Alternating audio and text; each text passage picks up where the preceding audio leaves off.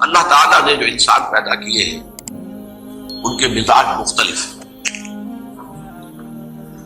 ان میں کچھ لوگ ہوتے ہیں جو قوی ہوتے ہیں ارادے کے، جو فیصلہ کر لیا ڈٹ، کچھ لوگوں میں وہ قوت ارادی اتنی مضبوط نہیں ہوتی، وہ ادھر ادھر سوچتے رہتے ہیں۔ کچھ لوگ جسمانی طور پر بہت توانا ہوتے ہیں، کچھ لوگ جسمانی طور پر پیدائشی طور پر کمزور ہوتے ہیں۔ تو اگر کوئی قوت ارادی کمزور رکھنے والا شخص ہے، وہ بھی تو اللہ کی تخلیق ہے، اللہ کا بندہ ہے، خطاؤں کا ظہور ہو جاتا ہے، توبہ کرتا ہے، پھر کچھ عرصے کے بعد پھر خطا کا ظہور ہو جاتا ہے، پھر توبہ کرتا ہے۔ تو ہم تو یہ سمجھیں گے کہ ایک حد کے بعد پھر اس کی توبہ قبول نہیں ہونی چاہیے، لیکن حدیث سنیے۔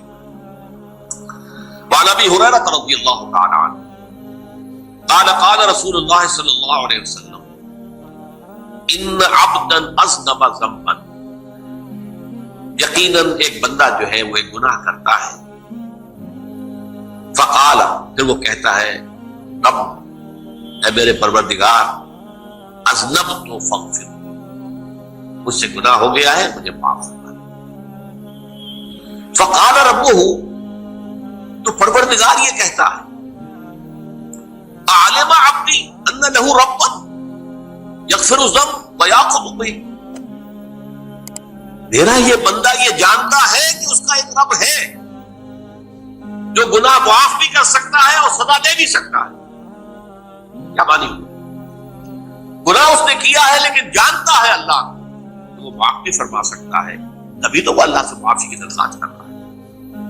اس کے اس جاننے کی بنیاد پر، اس کے اس علم کی بنیاد پر، اس کے اس ایمان کی بنیاد پر فرمایا غفرت لعبدی، میں نے اپنے بندے کو معاف کر دیا۔ ثم مکث ما شاء اللہ، پھر وقت گزرا جتنا کہ اللہ نے چاہا، ثم اذنب ذنبا، پھر اس سے گناہ ہو گیا، فقال رب اذنبت ذنبا فاغفر، پھر کہتا ہے پروردگار مجھ سے گناہ ہو گیا، پھر مجھے معاف فرما دے۔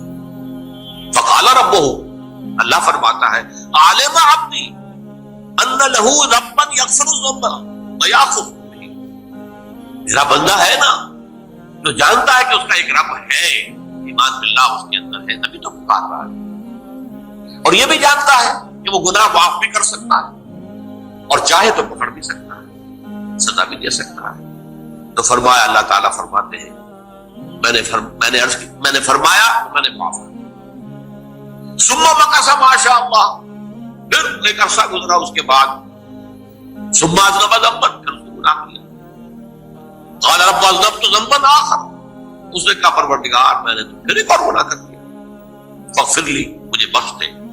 فقال علم عبدی ان لہ ربا یغفر الذنب ویأخذ بہ، میرا بندہ جانتا ہے نا کہ اس کا ایک رب ہے جسے وہ پکار رہا ہے، اور وہ جانتا ہے کہ اسے اختیار حاصل ہے کہ چاہے تو بخش دے اور چاہے تو پکڑ دے۔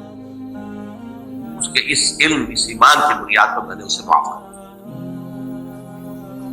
ایک اور حدیث، میں نے چونکہ اس گفتگو کے لیے ان احادیث پر تفحص کیا ہے، یہ تو بہت ہے حدیثیں، میں نے ان میں سے کچھ چنی ہیں۔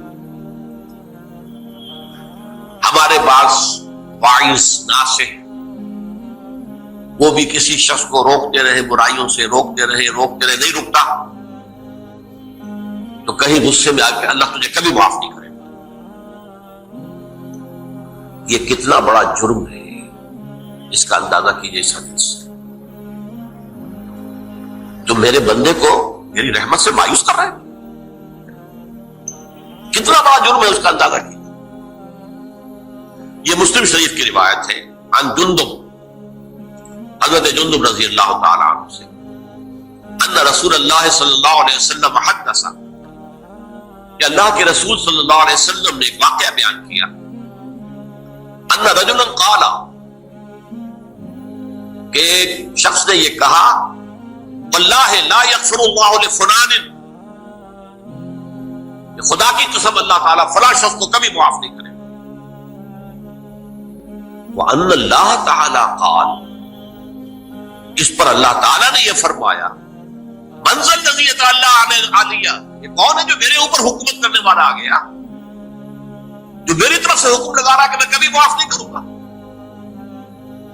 منزل الذی، کون ہے وہ شخص، الذی یتعالی علیہ انی لا اغفر لفلان، کہ میں فلاں شخص کو کبھی معاف نہیں کروں گا، قد غفرت لفلان، اس کو تو میں نے معاف کر دیا، واحبطت عملہ، اس شخص کے تمام اعمال میں نے ضائع کر دیے، میرے بندے کو مایوس کیا۔ یہ ہے جرم کی کام۔ تو توبہ کی دعوت دیتے رہو، توبہ کے لیے لوگوں کو آمادہ کرتے رہو، توبہ جو ہے اس کے لیے ترغیب دیتے رہو، اللہ تعالیٰ معاف فرمانے والا۔ آخری حدیث سنا رہا ہوں، یہ تو بہت ہی عجیب حدیث ہے اور متفق علیہ، بخاری اور مسلم دونوں میں۔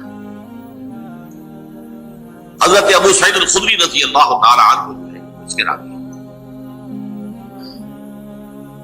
حضور نے فرمایا کانا فی من کانا قبلکم رجل قتل 99 نفسا، تم سے پہلے جو امت تھی بنی اسرائیل کا ذکر ہے، اس میں ایک آدمی ایسا تھا جس نے 99 قتل کیے۔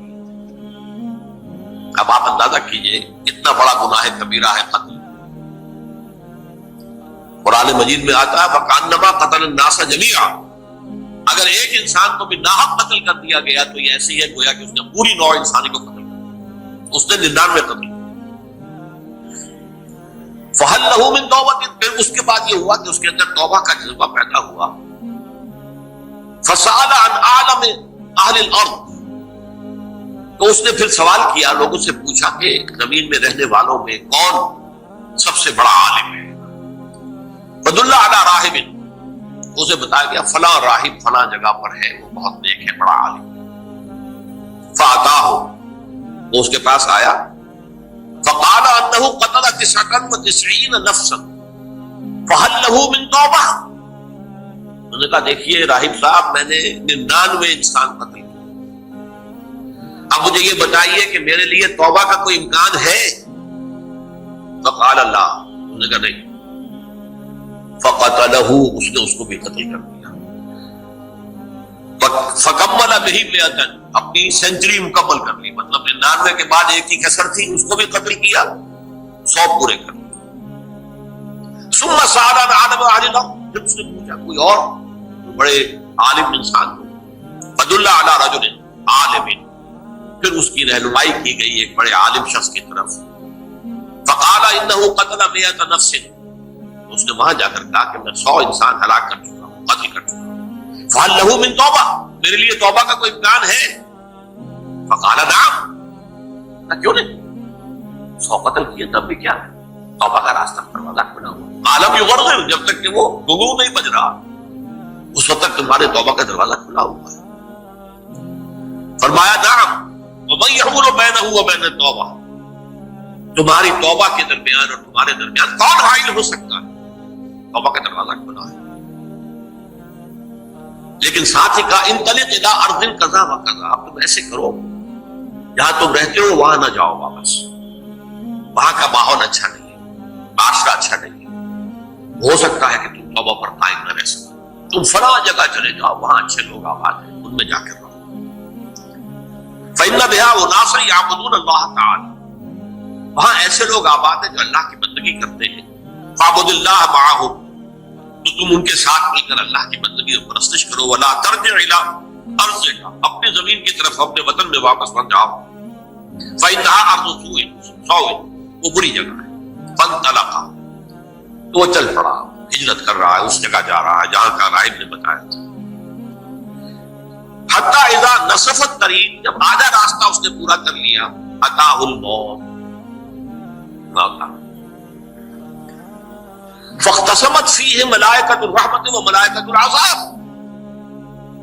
اب وہ جہنم کے فرشتے بھی آ گئے اس کی جان قبض کرنے کو، اور جنت کے بھی آ گئے۔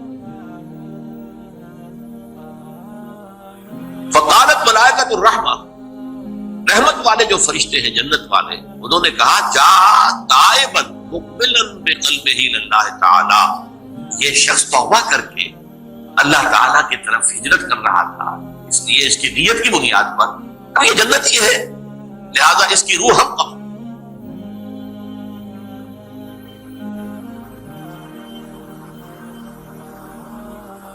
وقالت الملائکۃ العذاب، اور وہ جو عذاب والے فرشتے ہیں وہ کہیں گے انہ لم یعمل خیرا قط، تو نے توبہ کے بعد کوئی نیک عمل تو کیا ہی نہیں، تو کس بنیاد پر اس کو تم جنت میں لے جاؤ گے؟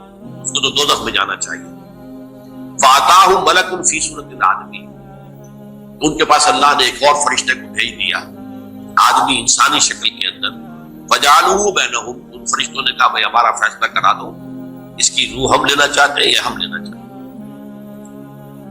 انہیں حکم بنا دیا۔ فقال قیسوا ما بین الارضین